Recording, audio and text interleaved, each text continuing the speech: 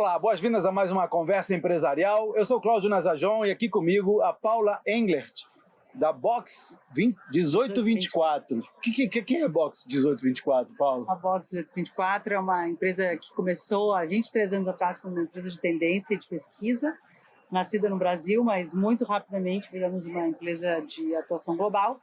E hoje a gente foi evoluindo o negócio ao longo do tempo, indo para um lugar mais de uma consultoria estratégica, então não só ajudando os clientes a mapear o futuro, entender melhor o futuro e traduzir isso em oportunidades de negócio, mas ajudando os clientes a concretizar mais esses mapeamentos, essas estratégias. Então, ao longo dessa jornada... Mas como é que é isso? É uma pesquisa digital que vocês faziam? Não, sempre uma pesquisa de dado secundário, uma pesquisa qualitativa, não quantitativa.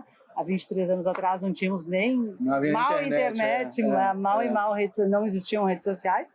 A gente nasceu com um lugar onde a gente vai através das pessoas, conversando, trocando, obviamente pessoas que têm uma qualidade elevada de entendimento dentro de um assunto, e a partir daí desenhar essas soluções de estratégia, trabalhando com clientes super relevantes no Brasil e no mundo. Isso em Porto Alegre? Começou em Porto Alegre, mas logo no segundo ano a gente já estava em São Paulo, e no terceiro ano a gente fechou um contrato global com a Unilever, onde a gente passou a atuar em 13 diferentes países no mundo, fazendo isso. Muito legal. E aí, como foi a trajetória, Paula? Crescer, assim, vocês foram fundados por alguém?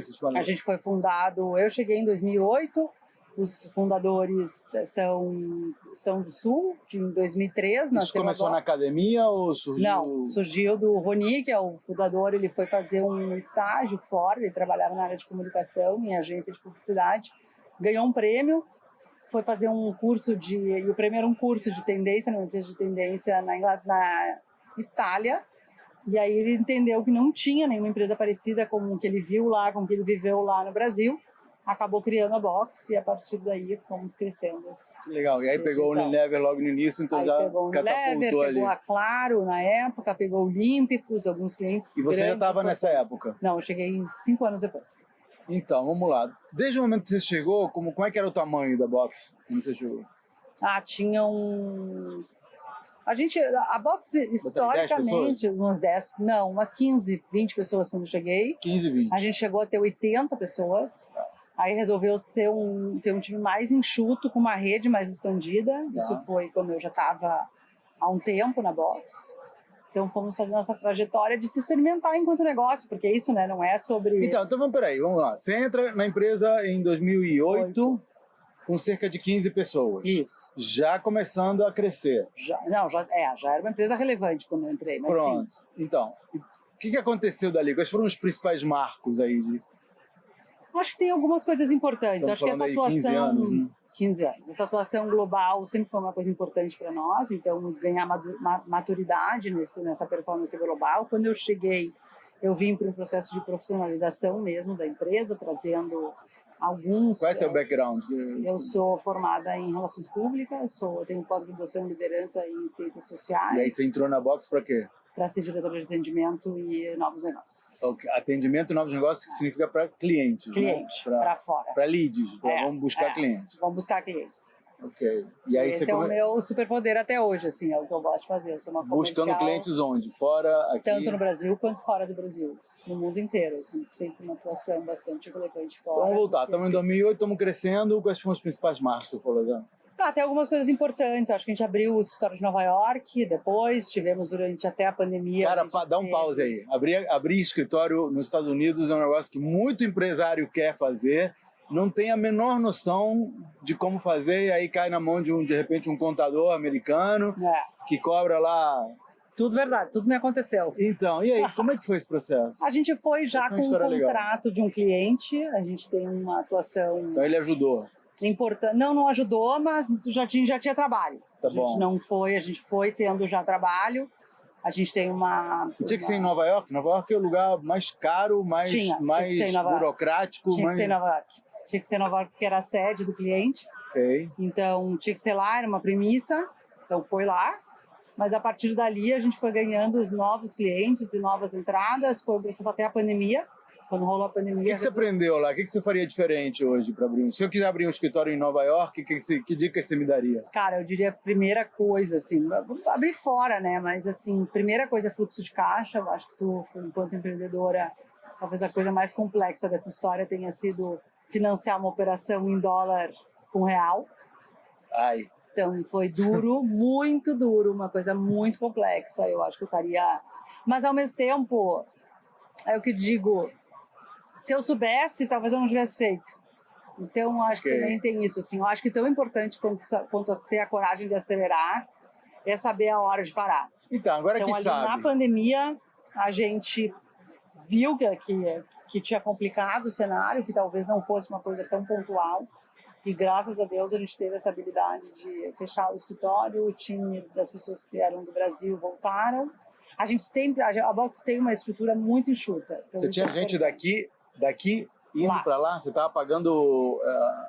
Tinha, super. É porque a gente tem o que a gente faz para uma coisa muito específica. São estrategistas de futuro que pensam em estratégias de negócio baseadas em behavior, em mapeamento de comportamento. Então, é uma dinâmica muito específica. Então, não são pessoas que tu contrata em qualquer lugar, assim.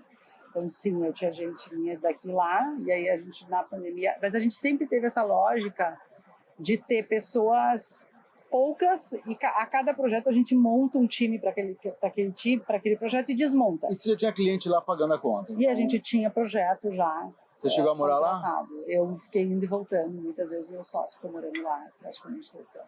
Muito bem. Aí veio a pandemia, todo mundo vai para casa, vocês aprenderam a trabalhar remoto.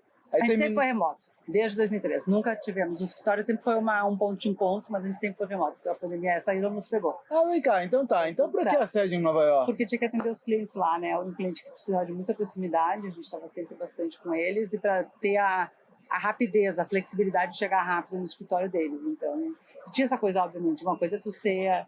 Aqui a gente chama ou a gente vai, mas assim, no dia a dia... Tudo bem. Não, eu posso te dizer, vou para a semana que vem, mas até tu chegar em Londres na semana que vem, até requer um pouquinho de esforço. Eu vivi isso com São Paulo. São Paulo é... Vamos happy hour hoje à noite. Vou pegar um avião para um happy hour. Se eu já estiver lá, e ali sai um negócio. É exatamente isso. Então foi uma decisão de ter um time enxuto, mas um time presente lá. Mas a gente nunca teve esse compromisso do presencial. A gente tinha um espaço físico lá em Nova York, porque, claro, ser uma empresa brasileira, de fora, estando lá, essa segurança que tu ganha... Vocês se apresentavam como empresa brasileira? Sim. Não sentiu... Brasileira com atuação global mesmo. Então, mas os americanos não... Super. Eles te olham como se fosse... É mais fácil ter clientes de grandes empresas na parte global dessas empresas do que normalmente na parte local dessas empresas. Então, se é a unidade americana para um trabalho para os Estados Unidos, é muito mais complexo de vender do que a unidade global dessa empresa que faz os trabalhos. Eu já entrevistei maiores. Empresários que fizeram exatamente o contrário.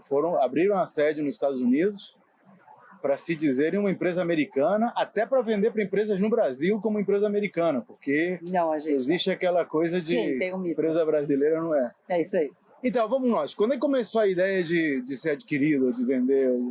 Ali na pandemia, Cláudio, a gente começou a querer crescer de um jeito mais... De novo, a história do fluxo de caixa foi uma parte importante. Eu não necessariamente queria vender.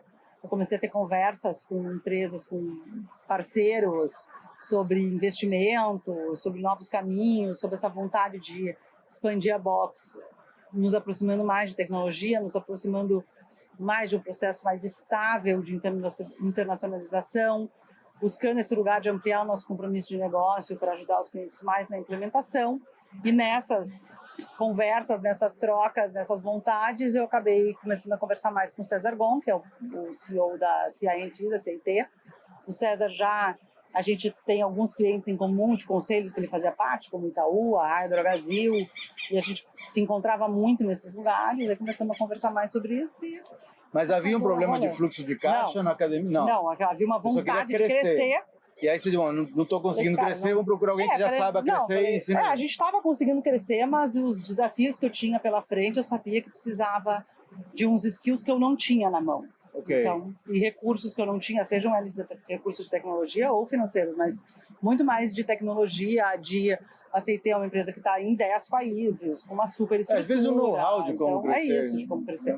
Era muito mais uma experiência, uma sabedoria. É o saber. É o saber. Então, trocando com o César, a gente viu que esses saberes, o saber da Box podia adicionar muito ao negócio deles.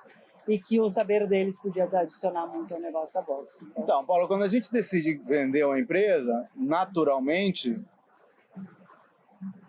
muita gente contrata advisors e começa a ver o que existe no mercado e faz uma espécie de leilão, né? Diz, ó, estou aqui devagarinho, com cuidado, né? NDA para todo canto, mas resolve. Vocês fizeram isso? Fizeram? Fizeram. E mesmo assim ficou com ele?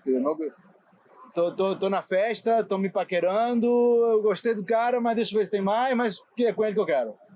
Quando eu abri o processo, eu já estava com advisors, assim, nada disso foi feito sozinha. Eu acho que essa é uma jornada. Eu tive muita gente me ajudando, muita gente trocando, muitas coisas. Eu acho que ser empreendedor a gente tem que ter a humildade de saber que não sabíamos tudo. Então, eu tive sempre muita gente me ajudando nesse processo, contratando, obviamente, não ajudando, contratado para me ajudar, assim como os advisors.